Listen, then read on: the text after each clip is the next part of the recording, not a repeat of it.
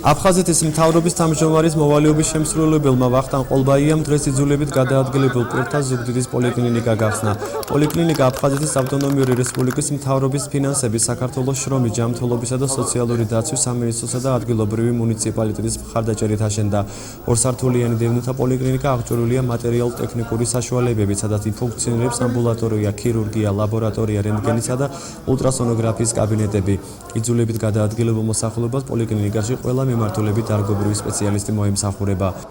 Ტოპში შევიდა პოლიკლინიკა, რომელსაც ნატრობდით ყველა 4 წელია, ჩვენ 21 წელია ჩვენ შეკადრებული ვიყავით ზუგდიდის ცენტრალური საავადმყოფოს კადრებს, დიდი მადლობა ზუგდიდელებს, მთელ ზუგდიდს და ზუგდიდელებს და რა თქმა უნდა ექიმებს, რომლებმაც საოცარი დახმარება გაგვიძიენ. ეხლა ჩვენ გვაქვს ჩვენი ჭერი, ეს შენობა აშენდა მთავრობის მიერ ეკონომიის ხარჯზე, თქვა დარჩენილი სახსრებით, ძალიან კარგად იმუშავა პოლიკლინიკის მთავარმა ექიმმა ბატონმა თამაზ ჯანაშიამ, მისმა მთელმა კოლექტივმა.